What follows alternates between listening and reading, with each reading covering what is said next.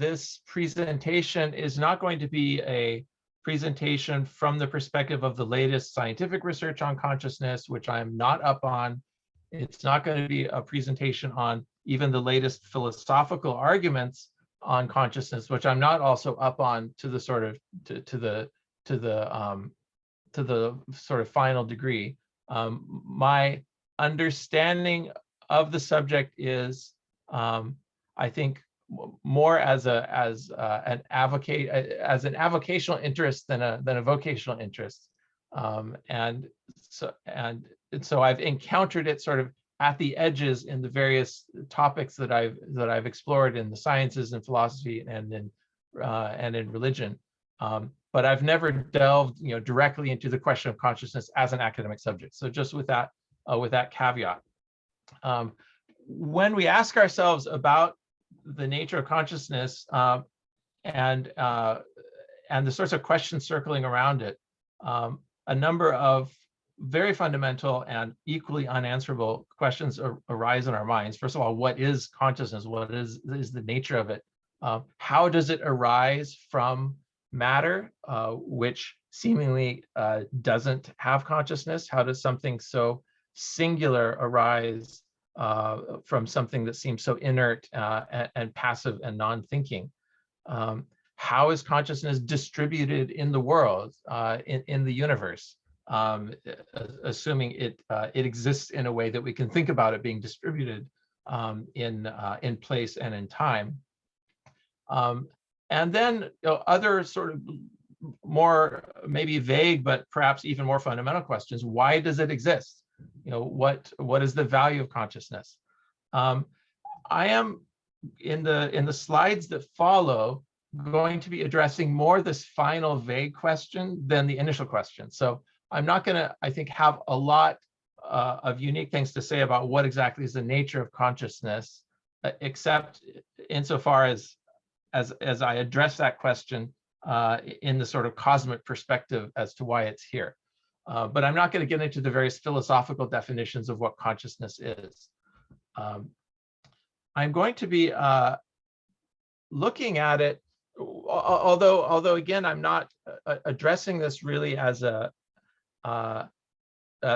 someone who has background as a philosophical discipline. What I've managed, I think, to extract from the reading that I've done on the topic is that it seems that there are, generally speaking, three schools of thought about consciousness that I've identified. There's always more than that, but and at the fringes there may be lots of other viewpoints, but it seems like there's three major schools of thought. The first, which we can call physicalism, would be the idea that ultimately consciousness is a result of the interaction of molecules and atoms, the result of matter and its interactions. Perhaps it's an epiphenomenon. It's something that just occurs, not in any fundamental sense, but it's just kind of there as a sort of a sideshow from what's really going on, which is neurons firing and acetylcholine being produced and all the sorts of things that happen in our brain. It may be, and there are some ideas among those who take a very physicalist view of consciousness, that it's kind of accidental, sort of like the spandrels of San Marco. In the great church of San Marco in Venice, you look up in the ceiling and you see these wonderful circular arches that are intersecting in the ceiling. And this is where, having a PowerPoint presentation, I really should have had a slide for it. But you can imagine what I'm saying is this grand vaulted ceiling with circular arches. And where the arches intersect, you have these sort of curved triangular spaces, which many people have remarked on as being a particularly beautiful feature of the ceiling of the Church of San Marco. And these empty triangular spaces, otherwise empty triangular spaces, which have no specific architectural function, they're just an accident of the fact that you have these intersecting arcs of the structure of the dome. They've been decorated and filled in with, with pretty artwork and so forth. what has been suggested is that consciousness is kind of like those empty spaces, those triangular spaces on the roof of the Church of San Marco. They're called spandrels. So they themselves have no real function, but they exist as an inevitable consequence of more important things existing. This view of consciousness, however, that ultimately it can be completely reduced to matter, has been found to be quite an insufficient way of thinking about it for many people. And in particular, in recent years and in recent decades, even in the very secular and tilting to materialistic discipline of philosophy, the idea of consciousness has kind of had a comeback. You have a very well-regarded philosophers like David Chalmers who talk about something called the hard problem of consciousness, which is the problem that physicalist explanations of consciousness don't seem to capture what all of us intuitively take as the essence of what consciousness is, our very subjective view of the world. You know, the feeling of what it is to see green and red, you know, the feeling of what it is to taste ice cream and things like that. How could that be reduced to mere chemical interactions? And so there are other competing schools of thought around consciousness. And another competing school of thought, which is perhaps the one certainly older than the physicalist school of thought, which dates, let's say, more back to the scientific revolution and the rise of physicalism in the sciences, is the second school of thought, which we might call dualism. The idea that consciousness is a fundamentally different kind of thing from matter. It's a separate kind of substance. This is another way, or this can be summed up in the philosophical theory of dualism, that when one tries to take account of what exists in the universe, one is going to end up putting everything into one of two buckets, you know, the physical things and the spiritual things, or perhaps the mental things, physical things and non-physical things. René Descartes, the famous French philosopher, is the kind of point of reference, the philosopher who is most responsible for formalizing this idea in philosophy of there being two fundamentally different kinds of substance. And if this idea is quite intuitive to many, the idea that consciousness arises from the operation of forces or entities or realities in the world which are of a fundamentally different order than physical things, and in some way exist in parallel to it. That is for some a very intuitive way of thinking about the world, but for others, this dualistic perspective is quite problematic because it begs the question of how exactly does the physical and the spiritual, or the physical and the mental world, how do these two interact on each other? What is the causal linkage between the spiritual and the physical? If there is a causal linkage, then why have we not been able to pick that up in scientific experiments? You know, why don't we see a jump in the energy of a system when a thought occurs, or for example? And despite a great deal of effort over the years in trying to locate or identify this causal nexus between the physical and spiritual dimensions of reality, nothing has been found. And so this leads us to a third, let's say, school of thought about consciousness. And as you may guess from the way I've listed it, this is the one that I'll be spending more of my time on. The third school of thought about things may be summarized in a word called panpsychism, which may not be the best word to summarize this because it really refers to a particular, let's say, subfield of philosophy. But I really mean by this a much broader set of ideas around around consciousness and around our ideas about the universe. And you can summarize this idea of panpsychism as consciousness is neither an evolutionary spandrel, it's not an accident. It can't simply be explained away as physical processes doing their thing. And it's not a ghostly, invisible thing existing in parallel to physical things, but rather consciousness is a property of matter itself. Just as electrons and quarks and fundamental particles of matter are characterized scientifically by mass, by charge, by spin, by other quantum numbers, which are thought to fully describe the physical properties of elementary matter, perhaps consciousness is also a kind of fundamental constant of things. And as it is configured in matter in various ways, it can take on different sorts of manifestations. This idea of really consciousness being pervasive can be really thought of as quite an ancient idea, although panpsychism, the phrase panpsychism, is really quite new. And again, it's more of a, let's say it's a recent trend in philosophy to talk about panpsychism just in the last few decades. Whereas if you do say a Google trend search, you're going to find that the word really didn't exist prior to.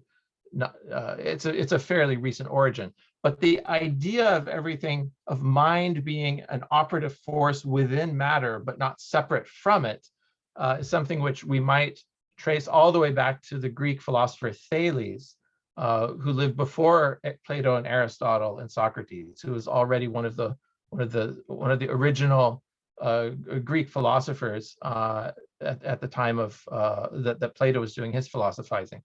And we don't have really anything of the writings of Thales except a few quoted passages by other philosophers. And Aristotle quoted Thales as saying that everything is full of gods. One of the few ideas of Thales that's come down to us. And that has been marked by some as the beginning of this idea of panpsychism. In more modern terms, there is attempts to quantify this idea of consciousness being intrinsic to matter by people like Giulio Tononi, who's come up with an idea called, let's say a budding sub-branch of philosophy and information theory called integrated information theory, in which he posits the existence of this function which he calls phi, the Greek letter phi, which can be computed, and it has something to do with how different physical systems, how integrated different physical systems are, and to what degree of complexity information is exchanged in a particular physical system.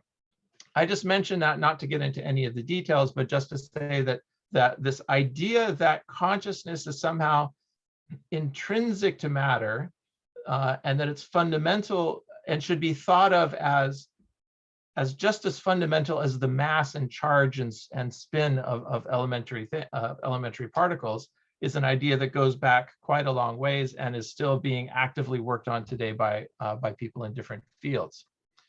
And it can be summed up. This idea can be summed up by one of the architects of the quantum theory of matter, Max Planck, who said, "I regard consciousness as fundamental. I regard matter as derivative from consciousness. We cannot get behind consciousness. Everything we regard as existing postulates consciousness," which is really an amazing, striking thing coming from one of the great theoretical physicists and architects of the modern standard model.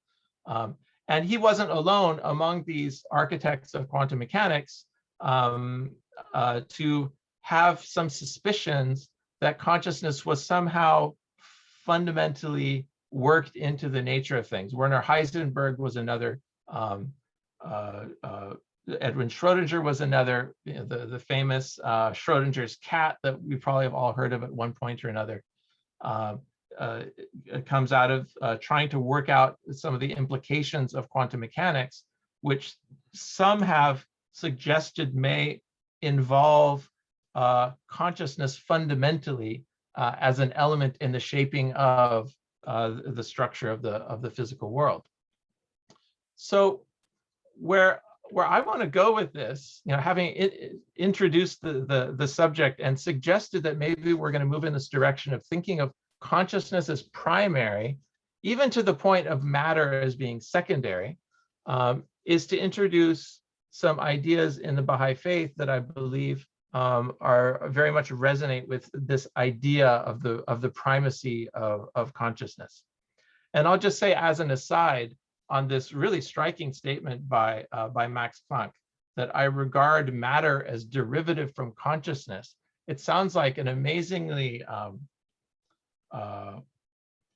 far out thing for a physicist to say, until you realize that what he's saying is quite straightforward, really. Really, the only thing we know we have access to is consciousness, the awareness we have of ourself and the world around us. We derive or infer from that awareness and the fact that we have certain kinds of repeatable experiences, that we can record these, we can create theories, test these theories and so forth. From all of this repeatability of experience in the world, we infer the existence of some substrate behind it, which physicists call matter, which is thought to be the thing that is more real than consciousness itself, the thing that ultimately is the building, or is the lowest level of the building, so to speak. The foundation stones are thought to rest upon matter, atoms and molecules and photons and everything else that's out there. But really, the statement by Planck really makes you sit back and realize that actually, as much as we have maybe embedded in us, having been raised and educated in the West, of thinking of matter as being the primary thing in the world, Planck points out that really the primary thing is our awareness of things. And even matter itself is an inference that we make. The existence of matter is an inference we make from our experiences. Just as others, having the same sorts of human experiences, have inferred the existence of spirits or gods or other sorts of ways to explain the world that we live in and to explain various features of the human condition. So having hopefully set the stage a little bit for an introduction to the Baha'i faith, this presentation really is not a proper introduction to the Baha'i faith, because I'm pretty immediately going to dive into some very specific ideas.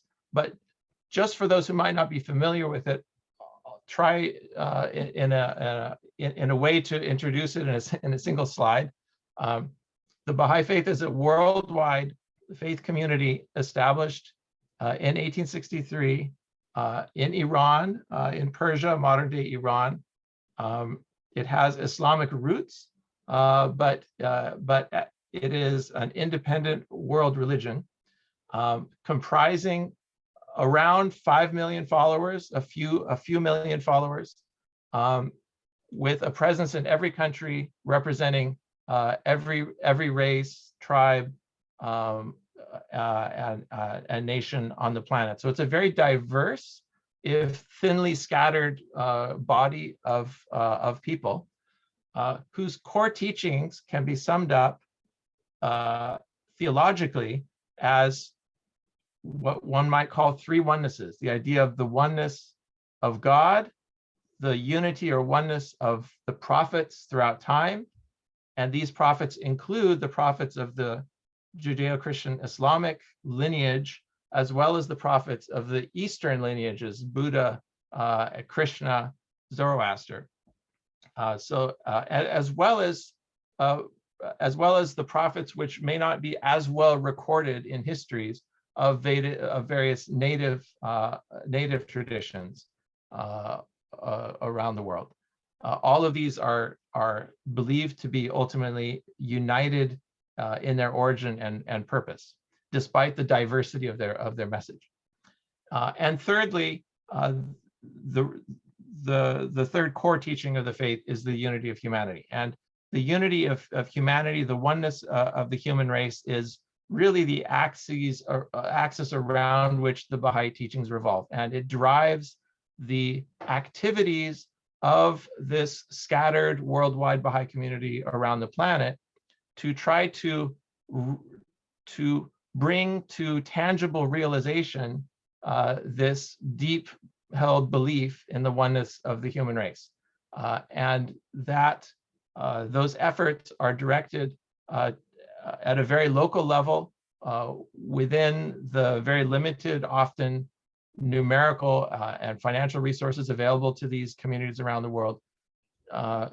So within those boundaries, Baha'is are attempting to raise up spiritualized communities through educating children with moral education, giving them spiritual orientation, which is very ecumenical in its scope and very accepting of the truths to be found in all religions, and attempting also to build through communal acts of devotion, practices of devotion, of group study, and also of service within their communities and to the larger neighborhoods and communities around within which they're embedded.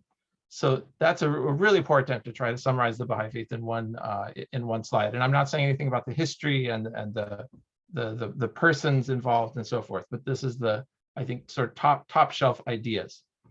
And I'm going to delve rather rapidly into where I feel the Baha'i teachings and the Baha'i faith intersects most strongly with this topic of consciousness and the purpose of the IONS community. And this is that the Baha'i faith, although continuous, although it sees itself historically on a continuum with especially the Abrahamic tradition, Baha'u'llah, although Baha'u'llah was regarded as a distant descendant of the prophet Zoroaster, as he was a member of the Persian nobility, genetically his teachings are very much in the sort of family genealogy of the Judeo-Christian Islamic tradition, and so a lot of his teachings and words have those sorts of biblical or Quranic resonances. But despite this continuity with existing faith traditions and existing theological languages, Baha'u'llah is setting out to bring into being a new kind of sacred narrative in the world. And this is necessary in order to fulfill this goal of uniting the world. The world is not going to be united by sort of a battle of theologies where one theology wins and the others concede defeat and everyone converts. That's not really the picture that Baha'u'llah has really given us as to what the future holds for humanity. Rather, it is the redefinition of what we have in the past taken to be irreconcilable and warring tribal religions and national religions, and to see the spiritual experience of the human race as it has taken the form in different faith communities as ultimately being really chapters in one story, chapters in one larger story, which ultimately has a coherent point, a coherent origin and a coherent point. So this new sacred narrative that the Baha'i faith brings, one can say it has two very ambitious objectives in mind. The first is to bridge this tremendous divide that exists today between races, nations, and religious communities. And secondly, to bridge the divide between science and religion, between the artificial, what Baha'is would call the artificial distinction that's been imposed between the realm of the sacred and the realm of the secular. What are some key elements in this new sacred narrative that Baha'u'llah has brought? One of them, I should say, first of all, and using the phrase sacred narrative, I'm using that phrase very deliberately, because a sacred narrative is something other than an absolute dogma. It's something other than a scientific theory. A sacred narrative is, as Baha'u'llah uses in this quotation that I have on the screen now, it is more like a remedy prescribed by a physician. And this is how Baha'u'llah really describes his own role and function as prophet, which I think helps us immensely in understanding the general tenor of his teachings and how he wants to go about creating unity in the world. He says, "The all-knowing physician hath his finger on the pulse of mankind. He perceiveth the disease and prescribeth in his unerring wisdom the remedy. Every age hath its own problem, and every soul its particular aspiration. The remedy the world needeth in its present day afflictions can never be the same as that which a subsequent age may require.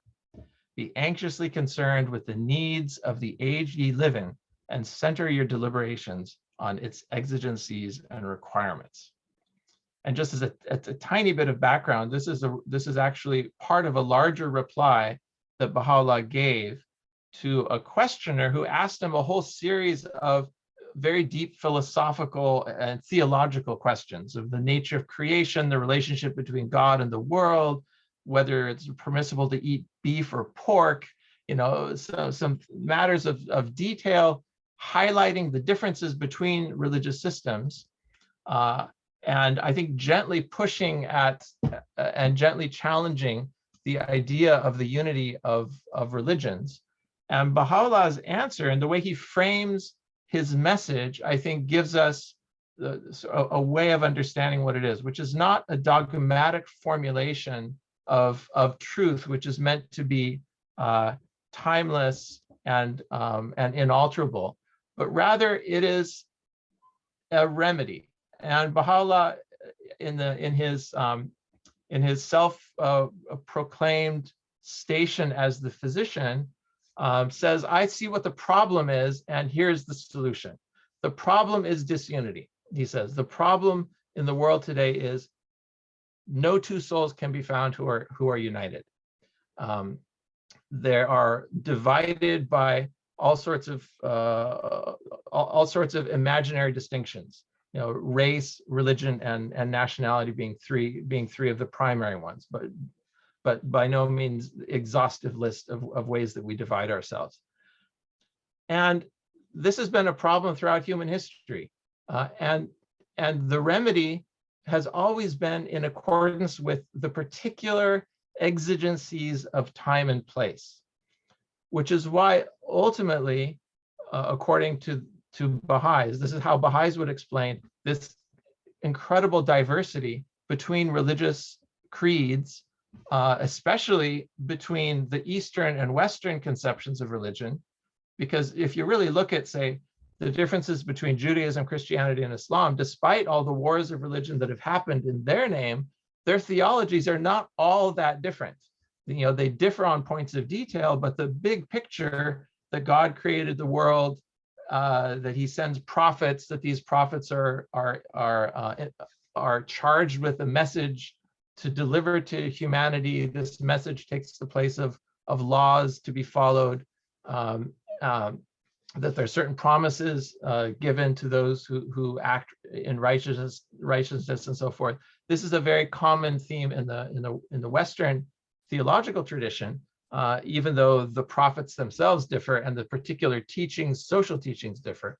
But when you try to compare that to the Eastern traditions of, say, Buddhism and Advaita Vedanta, where there really is no concept of a creator God, as is so clearly formulated in the Judeo-Christian Islamic tradition, one wonders, how do you bridge that gap, that immeasurably larger gap between Eastern and Western religions? And Baha'u'llah implicitly in this quotation and elsewhere in his writings is basically saying even what we might think of as the theological fundamentals are a matter of the exigencies of time and place. They were the remedy for that particular time, and they fulfilled their purpose in their time, which also means that as times change, the pull date may be reached on some of these ideas. There's an expiration date to certain religious ideas, which at certain points in time might have been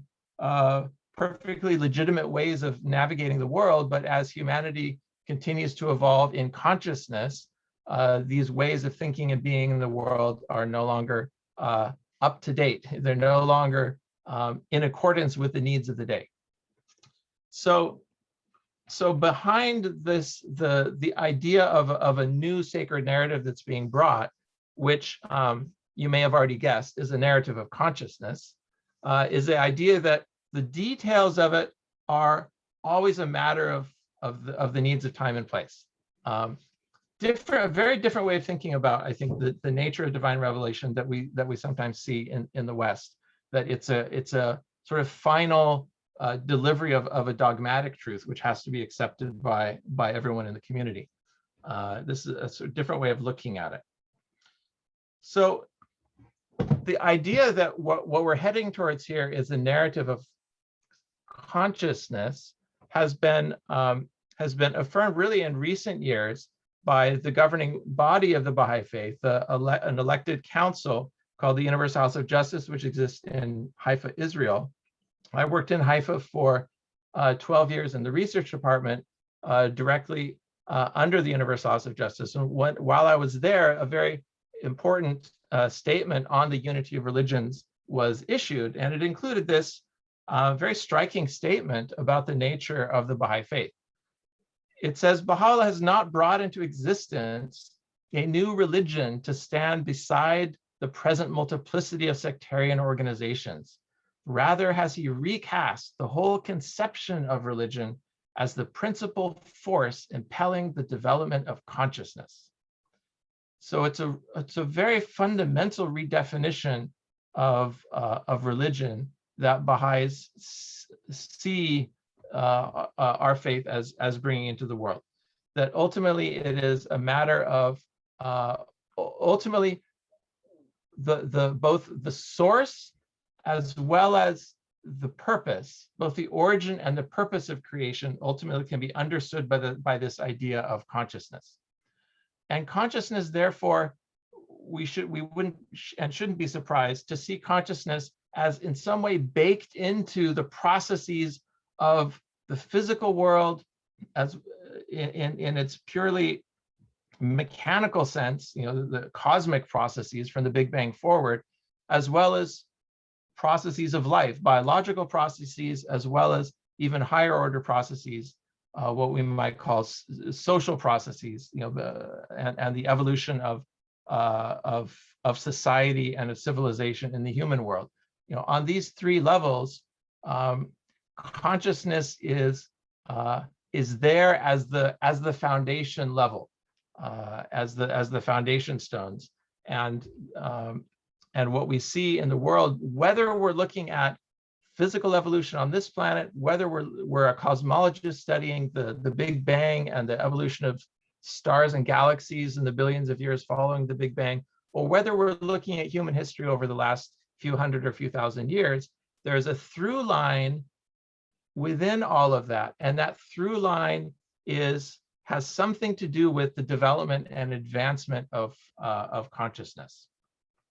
Another way of identifying this through line, which might sound like a different subject, but ultimately is the same thing, or boils down to the same thing. Baha'u'llah also identifies in one of his writings what that constant is behind all of the clearly different expressions of the religious impulse that humanity has seen throughout its history. Baha'u'llah says, "Know thou that in every age and cycle, all laws and ordinances, these are of religion, have been changed according to the requirements of the times, except the law of love, which like a fountain ever flows and whose course never suffers change. So we identify both consciousness and impelling the development of consciousness, as well as the law of love, as two of the through lines, two of the threads that pull this diverse human experience together throughout history, and particularly its religious history, and give some coherence to the progress of human history: love and consciousness. Baha'u'llah, in describing his own faith in his central work, his Book of Laws, writes, "This is the changeless faith of God, eternal in the past, eternal in the future. Let him that seeketh attain it." And again, as with the ideas that we've been discussing, this is a kind of a Zen statement, like the form of a Zen koan that on its face is purely contradictory, at least contradicting our given experience of religion as being multifarious and comprising not only irreconcilable social laws, what you can eat, how laws about marriage and inheritance and so forth, but also totally irreconcilable theological systems. And Baha'u'llah assures us that there is really one changeless faith of God, and it's eternal in the past and eternal in the future. That changeless thing that we'll see is, again, in a kind of Zen koan sort of way, the changeless thing is change itself. And the thing that's changing is consciousness. The thing that is constantly in a state of evolution is consciousness. This idea that ultimately the faith of God, the religion of God, which we would like to think of, and we typically think of as this historical phenomenon, and we attach it to this or that prophet and this or that historical circumstance and this or that holy book. If we take Baha'u'llah's statement here at face value, that religion, the faith of God, is something which existed basically as far back as the origins of the universe, then it forces us to think in different terms about what is at the heart or what is at the core of religion. If at the core of religion is not necessarily a holy book and a prophet and all the trappings that we associate with religion as formal social structures and so forth, if we think of religion as essentially not having changed to the point that before the human race even existed in its present form on the planet, that faith of God was still there, unchanged, then what is it in essence? If we go back to the prebiotic soup of billions of years ago on this planet, before even the emergence of one-celled creatures, and say, well, even at that point, the changeless faith of God was operating. If we fast forward to the 65 million years ago, where there were barely any mammals on the planet, but it was dominated by dinosaurs that had brains the size of walnuts and no consciousness that we can imagine, but nevertheless, and certainly no prophets and holy books, but nevertheless something called the changeless faith of God was still operating there. What would that be? What could that be? We can understand that in terms of consciousness as ultimately consciousness was in some cosmic sense meant to appear, but it could not appear all at once, but it had to appear in a gradual process. And even the solidification of planets billions of years ago as they circled the first suns, it's still dead and still lifeless and covered with cooling lava. Even that represents an advance in consciousness over the initial conditions of the Big Bang, when everything is just compressed energy and and photons and leptons whizzing about. Every physical advance in the universe which allows for a substrate, which produces a substrate for the emergence of higher degrees of consciousness, is ultimately then what we might call the working out of the plan of God in the world, to use a theological phrase. But although you can talk about the evolution of the cosmos and the appearance of life and consciousness in these theological terms as working out the plan of God for creation, that's simply to use a phrase of Wittgenstein, that's simply a language game or a language frame of reference that we can choose to cast this phenomenon through. One could also cast it through the lens of a secular lens and simply talk about the physical processes, write down the equations, perform the observations, build out the theory, without reference to a transcendental dimension of existence. It's possible to observe that same phenomenon of the universe and through these two different lenses. And there's no conflict between looking at the world between these two different lenses, because both of them presuppose the existence of structures through which this thing emerges. It's simply that the scientific method looks at these structures in the language of mathematics, whereas the religious traditions of the human race look at this evolution of life in the cosmos through using more of a symbolic language, although mathematical language is symbolic too in the end. But by symbolic, I mean more the symbolism of metaphor and the poetry of language. So what this evolving consciousness then in the universe, where is it eventually going to? If we can already look through the Big Bang lens of the Big Bang cosmology at the opening moments of the universe, although the why of that still remains a mystery, but we can at least chart that first moment and the subsequent evolution of the physical world through the discipline of cosmology and later biology and all of the other sciences. If there is if there is a direction that all of this goes, I've already suggested that the direction is going to be in the direction of consciousness, of the emergence of higher degrees of consciousness. Whether that process is linear or not, and we know actually in many cases it's not linear. It's not simply a given that if you fast forward a century or a millennium, that consciousness will necessarily be that much at a higher degree than it was a millennium ago, because there are all kinds of cosmic accidents that can happen that can set things back. The great meteor that created that extinguished the dinosaurs 65 million years ago might be thought of as a great cosmic accident that altered the course of human evolution, and certainly changed the through line of consciousness. But ultimately, it couldn't hold back its eventual emergence in its present form.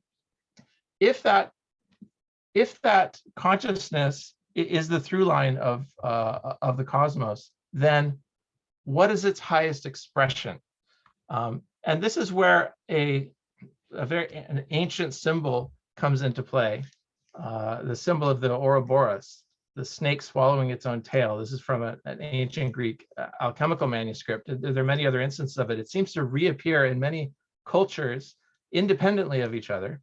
The common idea that the shape of things at the highest level is not linear but circular, that the movement of things is ultimately cyclical.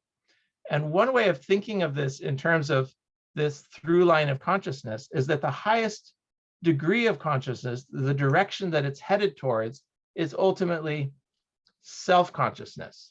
And when something becomes self-conscious, it's as though the circle is completed, because one's consciousness is extending out into the universe, understanding things, ultimately coming to an understanding of itself, at which point that circle is closed. The circle of creation is closed.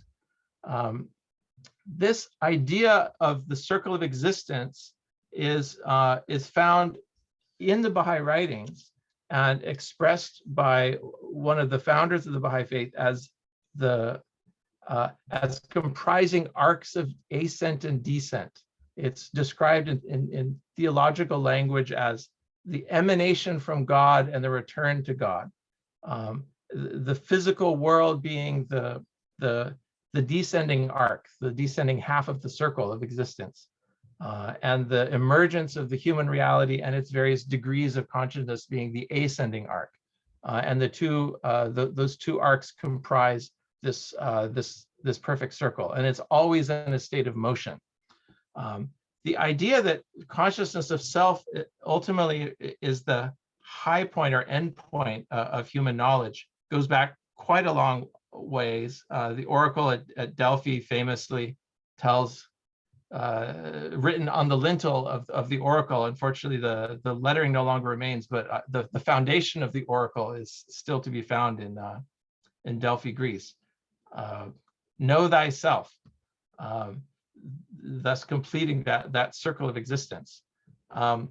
A number of other thinkers have also expressed this in very striking terms, and a few of them follow. One is by Thomas Nagel, who writes in a very recent book, Mind and Cosmos, each of our lives is a part of the lengthy process of the universe gradually waking up and becoming aware of itself. And as Carl Sagan noted in the first episode of his famous television series, Cosmos, he says, we are a way for the cosmos to know itself. And stretching forward or backward over 1,000 years, a famous tradition of Islam, which is also quoted in the Baha'i writings, he who hath known himself hath known his Lord.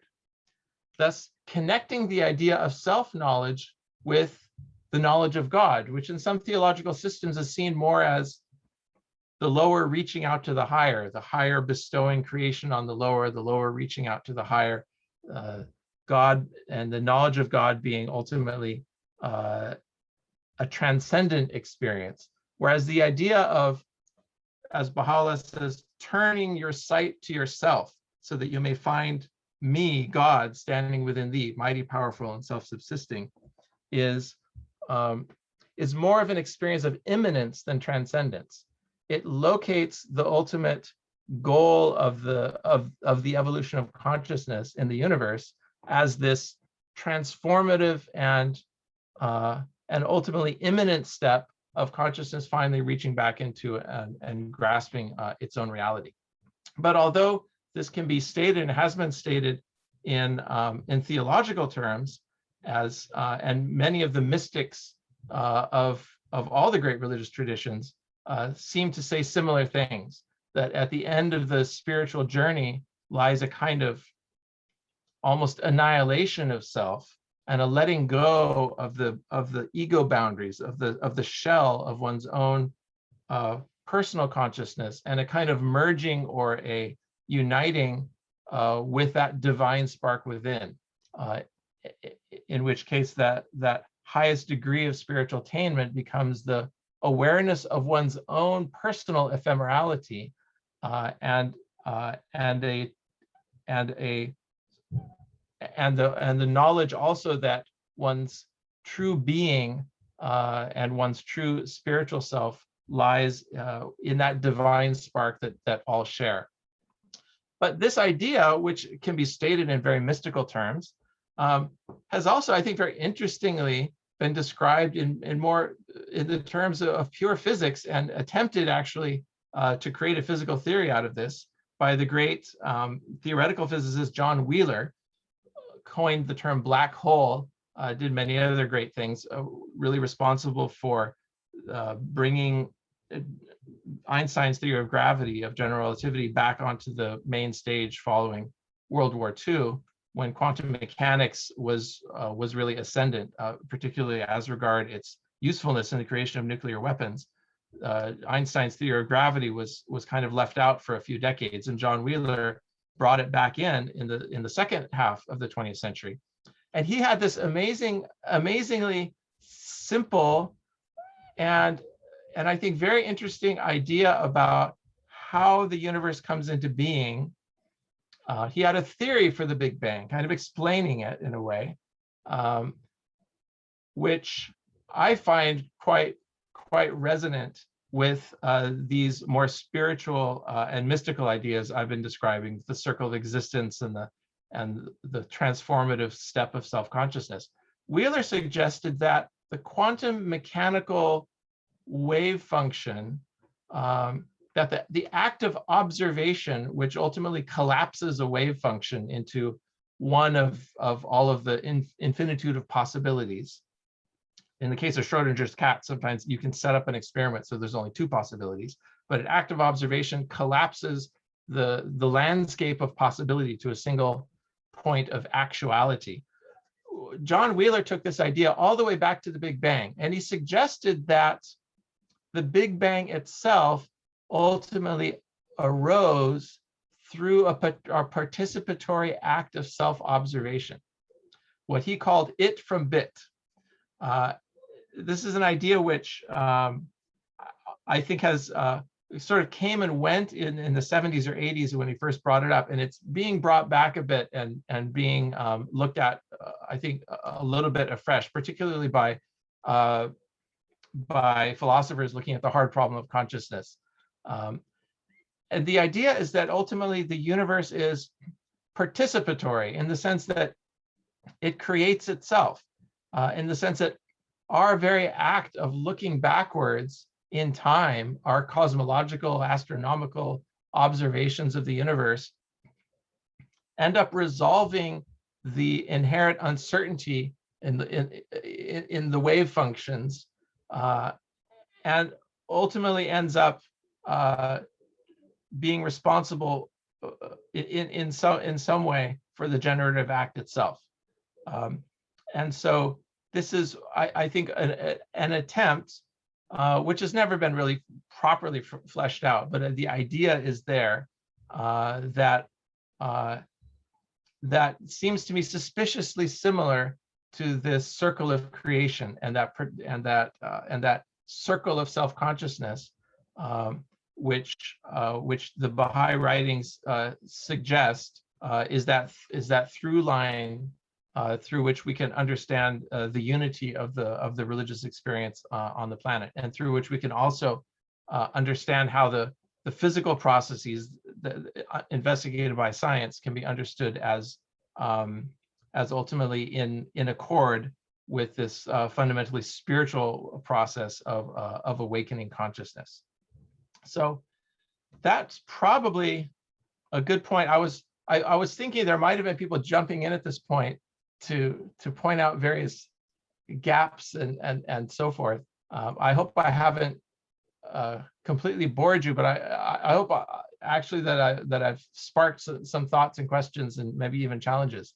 So even there are some questions in the chat. The chat, I do see a few things in the chat here.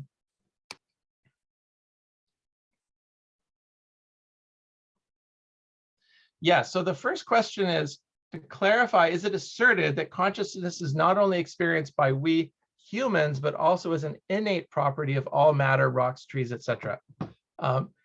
And the short answer to that is yes. The long answer to that is the Baha'i writings talk about, when I say the word consciousness, the Baha'i writings often instead use the word spirit. So behind a lot of what I'm saying is an implicit identification of consciousness with spirit. Abdu'l-Baha, the son of the founder of the Baha'i faith, often would talk about how spirit exists within all things, even within the rocks and the trees and so forth. That it is not fundamentally separate from matter, but that all things ultimately arise from one thing. And he puts this actually in terms that I skipped this slide, but actually it's a good slide that can help address this question. Abdu'l-Baha says, the deniers of the spirit ask in their disbelief, where is that world, that spiritual world? For that which has no actual material existence is sheer imagination. But the truth is that the world of existence is a single world, although its stations are manifold in accordance with the manifold realities of things. For instance, the world of mineral, plant, and animal existence is the same world. Despite this, the animal world in relation to the world of the vegetable is a spiritual reality and another world and abode. And I think this statement is like a placeholder for a whole different way of thinking about spirit and matter, which is not dualistic in the Cartesian sense of there being two separate kinds of things. Abdu'l-Baha says very clearly, the world of existence is a single world.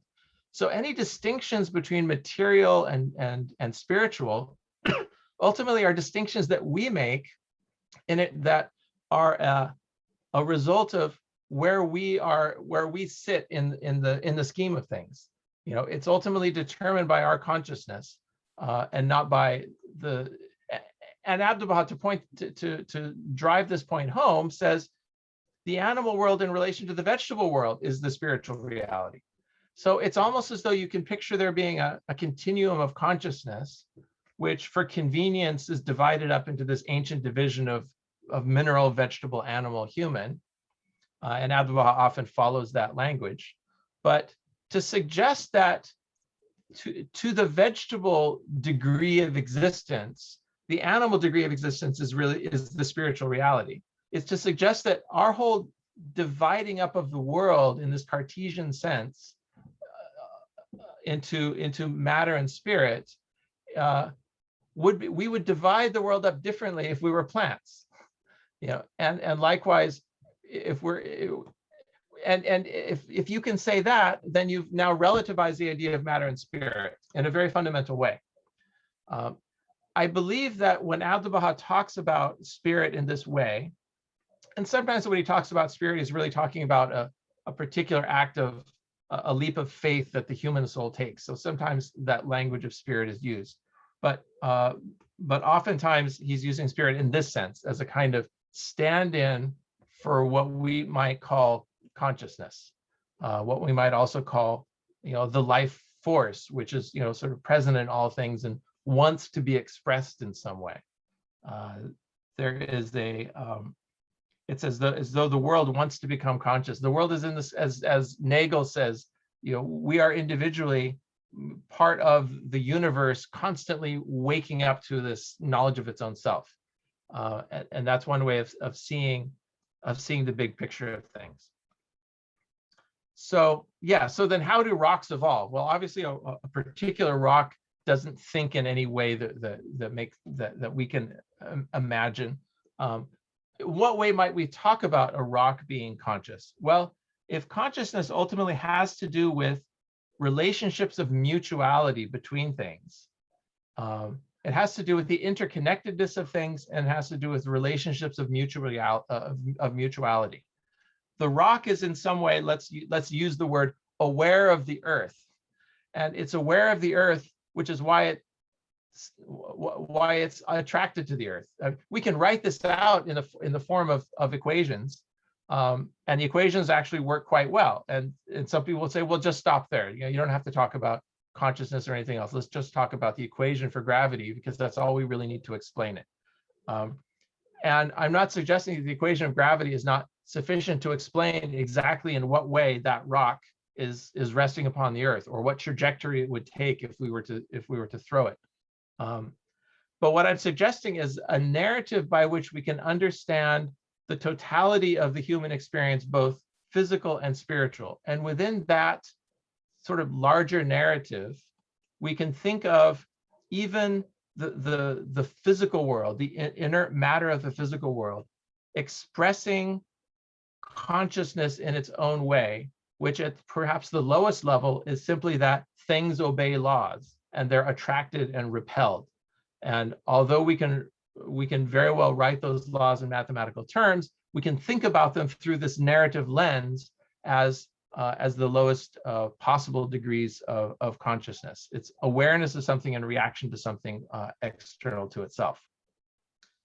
And then the final comment says vibrating at a frequency, at least. Frequency, vibration, energy, still a mystery to me for sure, but something rings true, even for a rock, in my humble opinion. The most recent high-resolution photo of the sun taken by NASA gave me the impression that it is a living entity. Why not a rock?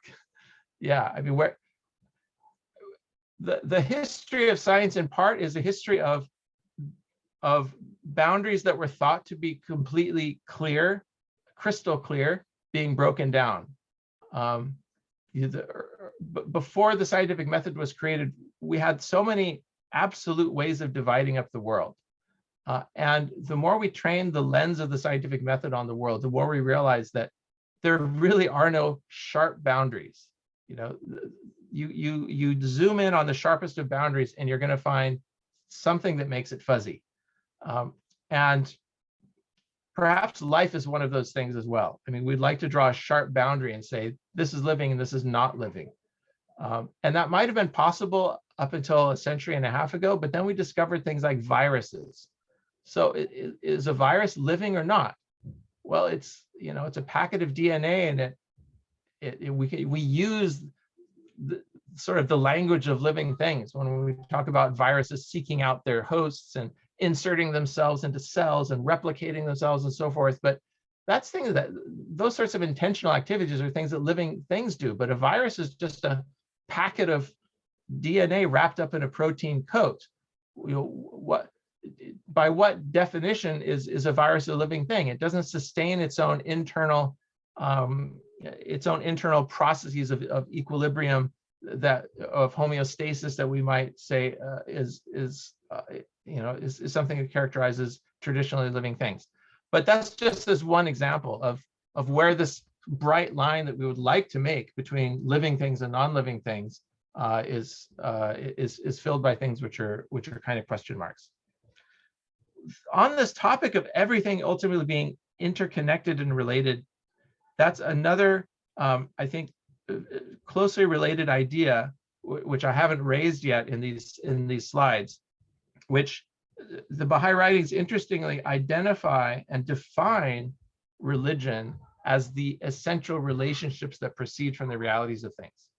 So rather than taking a traditional top-down way of understanding the phenomenon of religion, which is a divine revelation, almost like a bolt of lightning that generates something that wasn't there before, we have this idea of religion as proceeding from essential relationships, as something which is almost organic, which is something almost bottom up. And the idea of the religious experience of the human race being progressive and organic is very much core to the Baha'i teachings.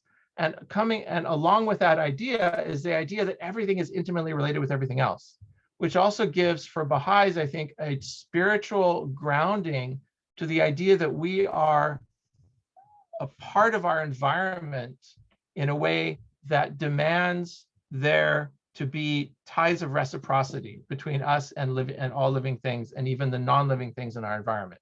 In other words, there's a spiritual responsibility for us deriving from this kind of sacred narrative, that we as humans on this planet see ourselves as custodians, you know, as responsible in some way for its upkeep, that we aren't just here to extract and to dominate and to propagate our kind, but we're here in a relationship of mutuality with everything around us. And that's part of the whole story of consciousness in the cosmic sense.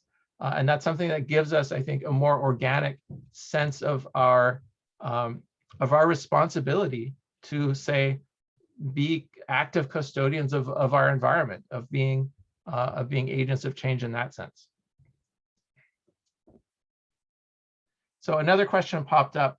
Does Baha'i faith address the difference in the rate of the development of consciousness in humans? And yes, it does. In a very interesting way.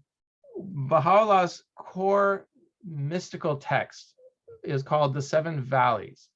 And in this text, as well as in a few related texts of a mystical character, Baha'u'llah traces the evolution of individual human consciousness from one which is very much confined to seeing what Baha'u'llah calls through the eye of distinction, seeing the differences between things, and through a series of unfolding stages, expansions of consciousness, that human spiritual journey lands in valleys which are characterized by what Baha'u'llah calls the eye of unity, in which one no longer sees fundamentally the differences between things, but one is able to look beyond or behind the differences to the ultimate unity that prevails, and that ultimate oneness that everything dissolves into in the end. But Baha'u'llah describes this in a way that validates all the stages simultaneously. Baha'u'llah says that that seeker, in the initial stage of the journey, still seeing through the eye of distinction, is still seeing what they see as the truth according to that degree. And so in taking that kind of a stance, one is, I think, put into a position of wanting to validate rather than invalidate the different sorts of perspectives that people bring to the table, in different ways. One wants to see how, one wants to find the point of unity by recognizing that even if this person I'm faced with is thinking, say, in a very tribalistic way, or they're thinking in a very us and them sort of a way, if one understands that that's a stage in human development, and that some people are there and other people are seeing things in a more sort of global sense, or through more of the eye of unity, then one is then not in a position of trying to prove someone wrong, but trying to do more like what, say, Socrates saw himself as doing, as serving as a midwife to a new birth of knowledge, not beating down others to explain how wrong they were, but lifting everyone up and bringing them to the understanding which attends this larger circle of consciousness, the understanding of the intimate relatedness of everything. So that's one way I think in which, and I think the key way to my view of how the Baha'i faith and the Baha'i teachings give us suggest to us a way forward out of this morass of conflicting creeds and absolute beliefs. And ultimately, it's through this path of trying to understand everybody at the point that they're at, and to see the truth in everyone's perspective. In the end, of course, one has to decide on a way to go, and that involves picking one of a number of different perspectives and moving on that basis. And that's where this would be a whole nother hour-long conversation, but that's where the art of consultation comes in, the art of bringing unity, at least unity of action, if not necessarily final unity of belief or perspective, because the diversity will remain, but the art of how does a group of people consult to bring about unified and coherent action when all of these people are coming in with very different conceptions about what ought to be done and sometimes what the nature of the truth is. And that's something the human race has really not really figured out how to do yet. Maybe the closest we've come, arguably, is representative democracy, maybe in the history of trying to let various voices be heard at the table, and to find some way of integrating it and coming out with a way forward. But I think that it's become clear certainly become clear in this century, the limitations of our current systems, how limited they are in producing unified action. And the Baha'i community, among its goals, is to try to work out models of vibrant, healthy communities in action that are producing unified action in spite of the great diversity of the participants in the process. So another, Tim, you came in with another comment. Do you want to introduce it yourself so I can take a drink? Yeah, sounds good. So I came across this former a computer scientist who used to work at CERN and was operating from a physicalist worldview, and then had personal experiences and started exploring things through the perspective of analytical idealism. Now, I know he doesn't identify as a psychist, yeah, but rather as a cosmopsychist. I don't fully understand the distinction between the two, but as I've been reading Bernardo Kastrup, it seems to resonate a lot with my understanding of the Baha'i faith, and seems to eliminate the hard problem of consciousness, as well as making phenomena like mystical or psychic or even psychedelic experiences seem less problematic, or be situated in a much more natural context and far less anomalistic than they seem to be from a physicalist or materialist perspective. Yeah, I can't remember. I've read about it recently, but now it's not at the tip of my head to explain what's the difference between panpsychism and cosmopsychism. But I've heard the phrase as expressed in the context of it being a kind of later or upgraded. It's like panpsychism 2.0 or something. It tries to resolve maybe some perceived issues with panpsychism 1.0. But it's that's, I think, a great example of the kind of active thinking that's being done around this. That as who was it that I quoted, one of the fathers of quantum mechanics had said so neatly, that he sees consciousness as fundamental, as Max Planck said. I regard matter as derivative from consciousness.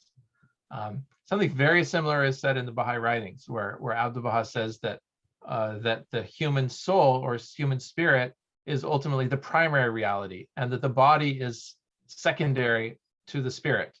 That the soul is the real substance, so to speak, and that the body is the epiphenomenon that depends upon the soul.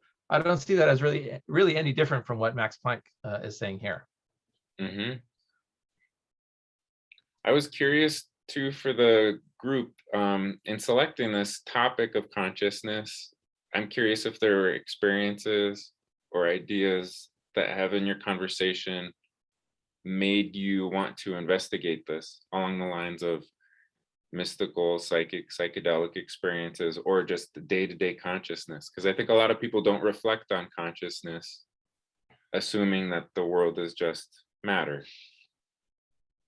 I love that quote by C.S. Lewis, by the way, in the chat box. Yeah.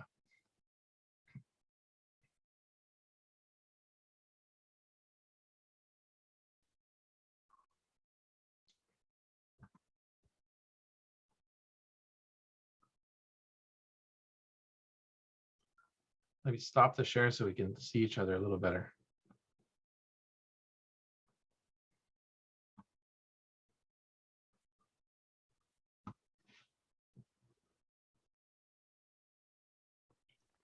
If you'd like to ask a question, you can just raise your hand or unmute yourself and start talking. Well, I think, Tim, you were asking a question, weren't you? What led you to be curious about this topic as a group? Well, I was thinking Dottie would be great to answer that because of the whole ions. Yeah, we're a community group of the Institute of Noetic Sciences, and that's what they're about, is studying studying consciousness and the existence of consciousness and you know, efficacy of prayer and alternative ways of healing and distance learning, distance healing and distance communication and all the things that we know are possible and real that science in the past has kind of poo-pooed. And so all of us are interested from various reasons, from personal experiences as well as just, you know, intellectual curiosity, I would say. Anybody can add to that who would like to. Well, and I belong to New Thought Center for Spiritual Living. So centers for spiritual living are all about unity and oneness and consciousness. So it all dovetails so nicely. So this is expanding my awareness of what's out there. I spoke at the New Thought Center in Lake Oswego 2 years ago. Yeah, on a similar subject. That's why you look familiar. Yeah. Victoria? Yeah, I also have a question about the Baha'i effort to motivate people toward unified, beneficial, mutually beneficial action, which is what I understand. Mm-hmm. I have a very superficial understanding of the calendar, of the Baha'i calendar, but my memory of it was extraordinary to me to think about having just reformulating the calendar to be focused on qualities and values. And I mean, what an amazing consciousness to me. And so different from the calendar that we have and the stress that I think it creates. So I wondered if you could just speak a little bit about that. Oh, sure. So the Baha'i calendar is a solar calendar that is comprised of 19 months of 19 days. So that gives 361 days with 4 left over as intercalation days. And each Baha'i month of 19 days is named after one of the attributes of the divine.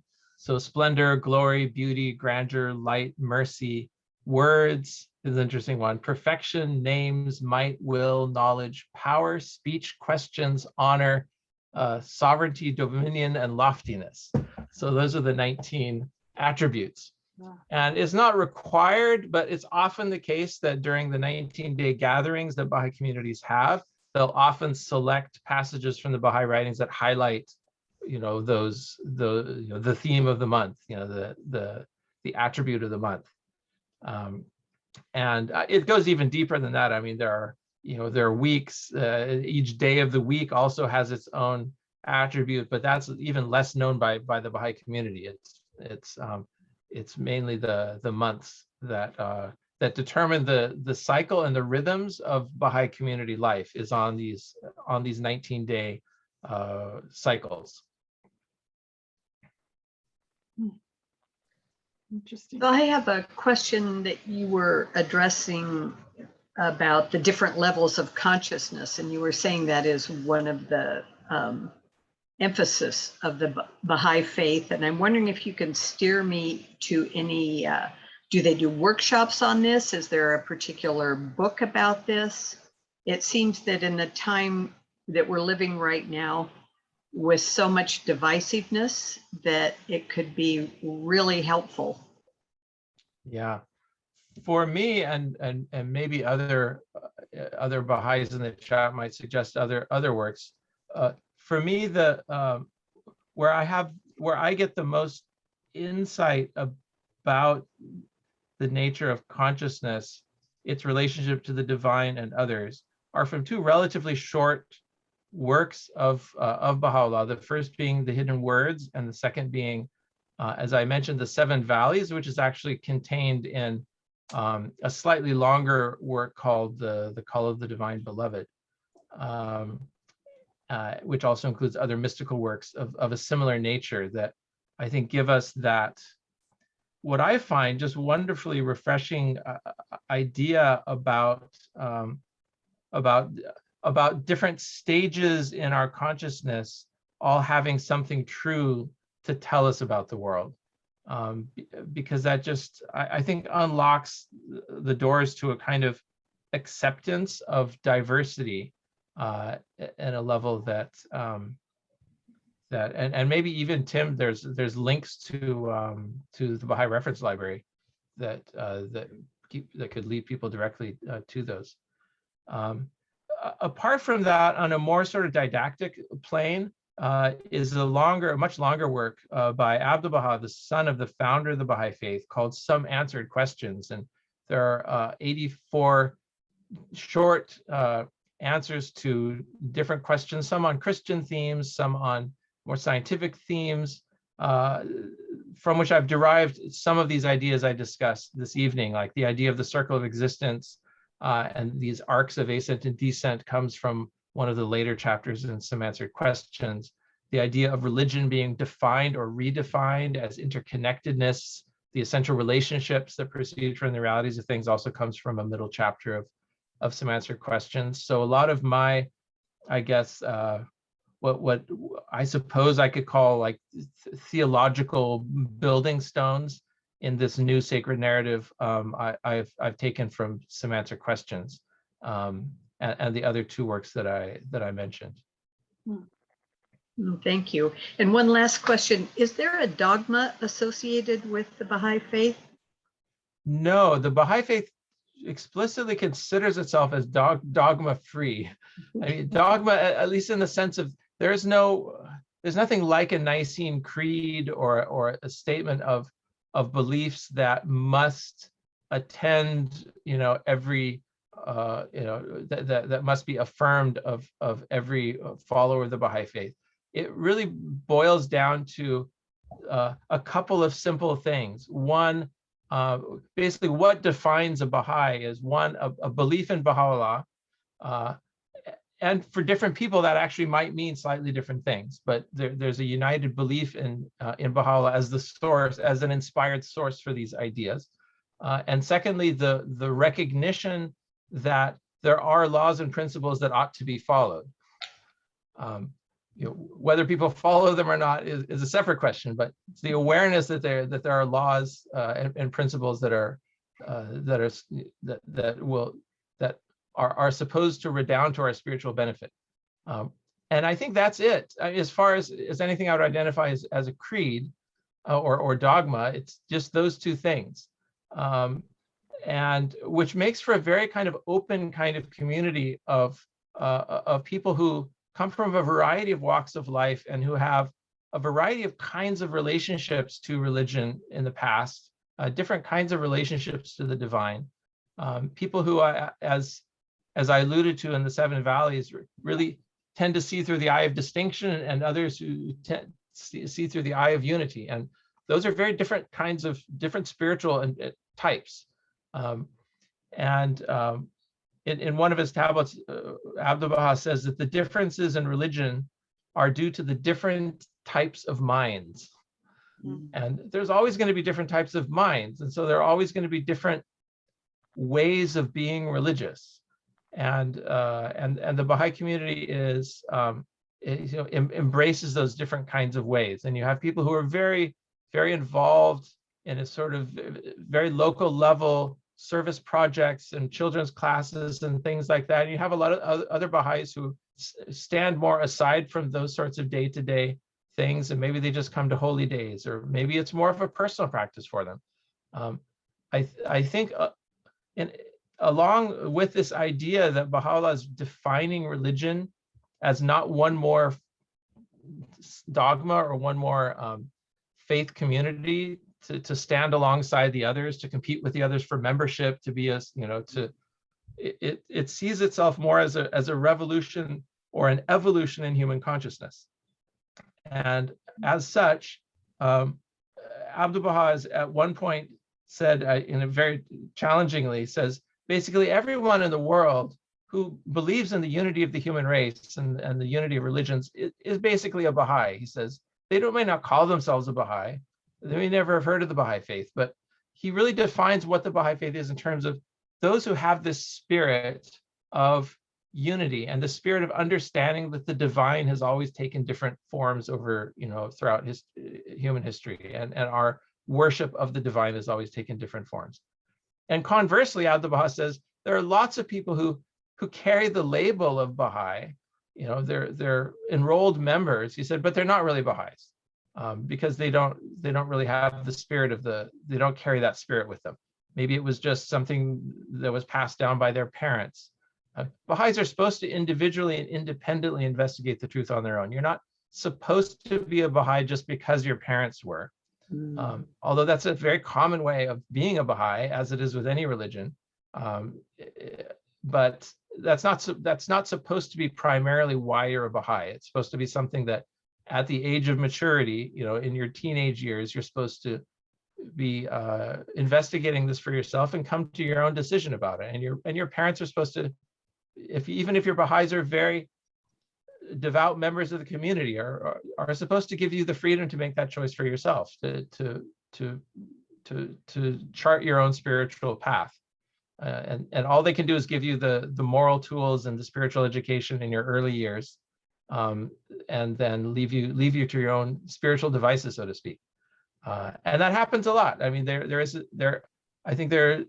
I wouldn't say that. I wouldn't even say that the majority of Baha'is raised in Baha'i families become Baha'is. That you have quite a mix of people who come into the Baha'i faith in later years as adults, and others who were born into Baha'i families. Jenny? I would like to go back to the question that I think Tim asked about, as an individual in this group, what it was that interested me about this. And the Baha'i, I've had a little bit of experience with people of the Baha'i faith, and I truly honor that. But it's the consciousness part that I was really the most interested in, and how it connects with the Baha'i faith, of course. But I, 24 years ago, spent 2 different sessions at the Baha'i Retreat Center down in the forest up out of, is it Santa Monica there on the Monterey coast? What is is that? Both. I get the Yeah. Santas mixed up in California, Yeah. but anyway, at the Nine Gates Mystery School, 2 different sessions. And that was the beginning of my transformation, I would call, between the traditional life that I grew up in and the way that I guess think now. In other words, I've had a huge increase in awareness, or awareness as consciousness, since then, beginning with that. And last year I went through 2 4-week sessions in working with the intuition, clairsentience, clairaudience, the clairknowingness, you know, the main 4, the thinking, the hearing, the seeing, and the knowing. And then the first of this year, I did another one, similar, a little bit different, but similar. And it was absolutely amazing to realize that since a child, I have had these abilities. And it wasn't really acceptable then in the environment that I grew up in. But I know that the people in my family, ancestors, have been people who had similar, you know, tendencies.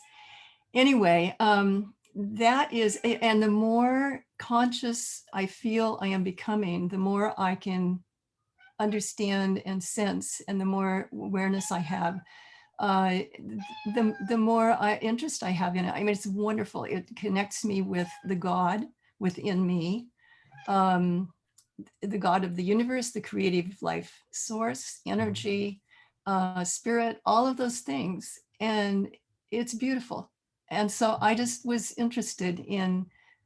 I was really excited about coming and listening tonight. And thank you very much. I've enjoyed it immensely. Thank you. I'm curious. I have a question. I'm curious what they say about reincarnation. Abdu'l-Baha, in a fairly long chapter in Some Answered Questions, discusses this towards the end of it.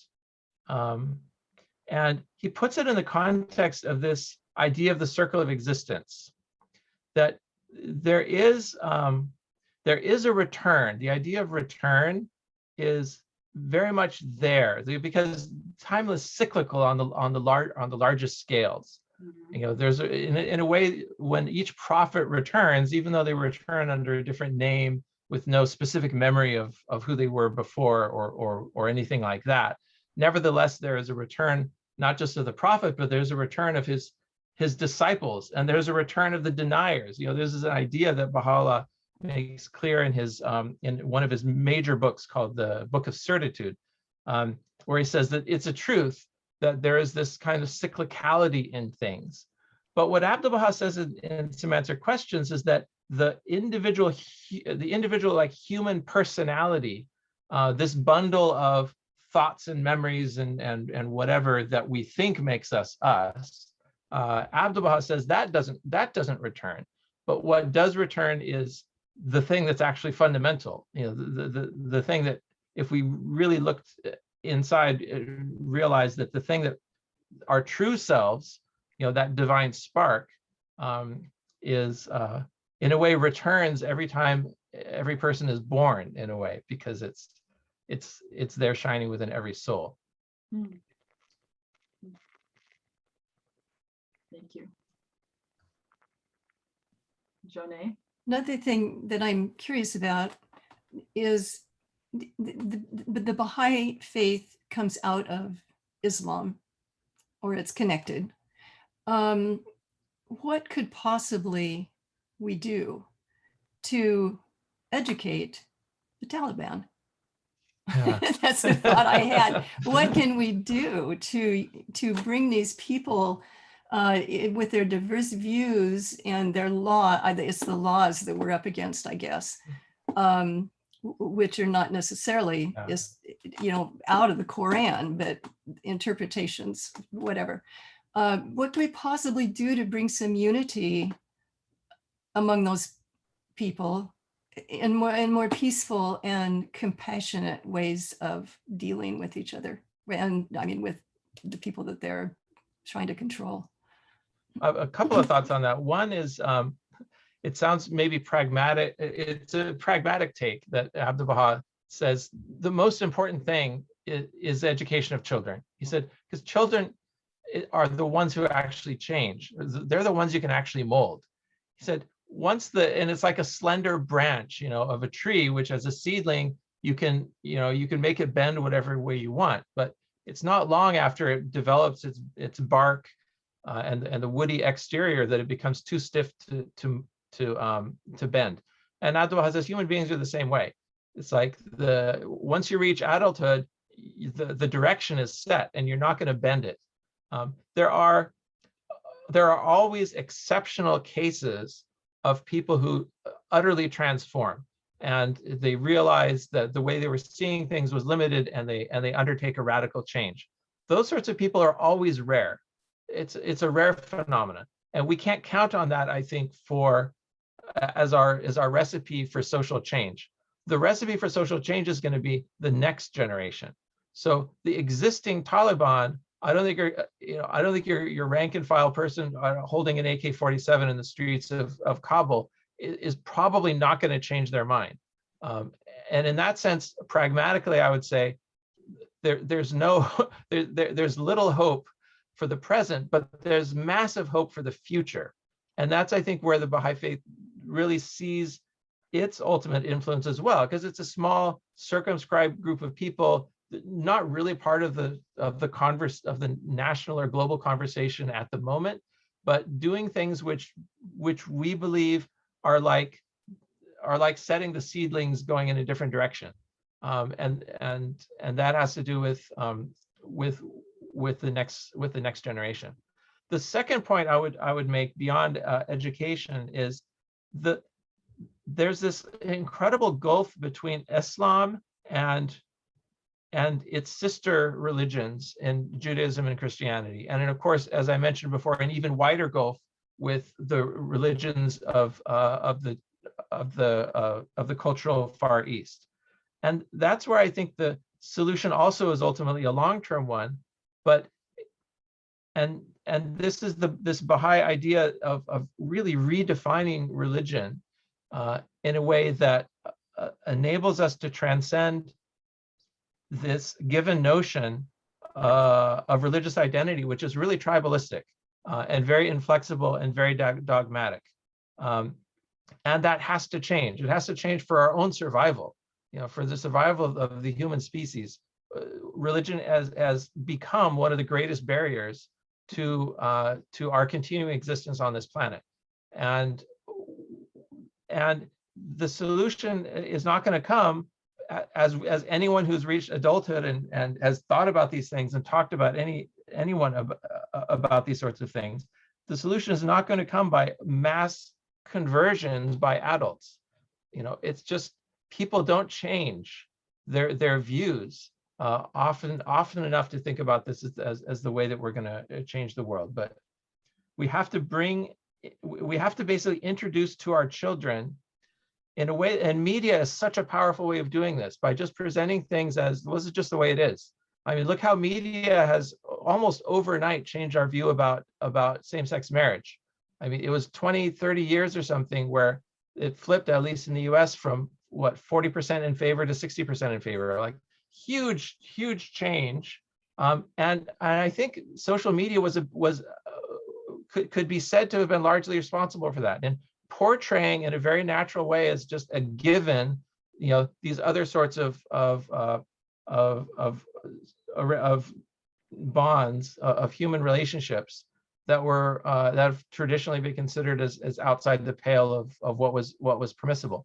If it's possible to do that in that topic, then is it also possible to do it elsewhere? Is it also possible to with the help of this incredible tool of social media, to create in people a sense that it's just an obvious fact that Buddhism and Islam are fundamentally an expression of the same kind of impulse, the same sort of spirit, and that if you really peel back the layers, you're going to get at something where what unites it is more important than what divides it. And ultimately, what unites all of these faiths, however different they are on the surface, is that they have something to do with our relationship to that which transcends us, coming into proper relationship with that and with others.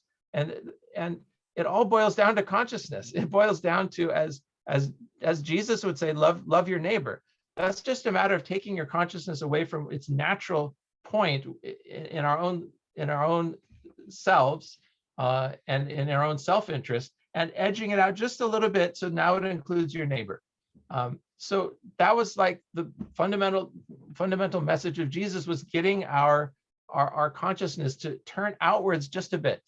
And you can think of the Baha'i faith as just the natural extension of what Christianity began, but now it's loving all of humanity, not just your neighbor, but the person you've never met, the person across the ocean that you'll never meet. And still realizing that what's good for them is also good for you, and that caring for them is part of what makes us truly human. But those sorts of changes, I think, have to come about gradually. And this is, it took us millennia to get into this mess, and it's going to take us centuries or millennia to get out of it, I'm afraid. I've had some thoughts about the Afghanistan condition, because there's like 20 years of a whole different philosophy being portrayed into the nation of Afghanistan. And I feel hopeful that 20 years has made a difference in the children, and they're growing up in that condition. And so I'm hopeful that I hope you're right. I hope you're right. I mean, the media is trying to portray this as like a complete and utter loss, of a complete evaporation of all the 20 years of work that was put into it. And although that may be true at the level of the government, whatever may have been done to change people's mindsets from children forward, which is really immeasurable. Hopefully that will bear its fruit. Yeah. Anybody have a last comment or or question for Stephen?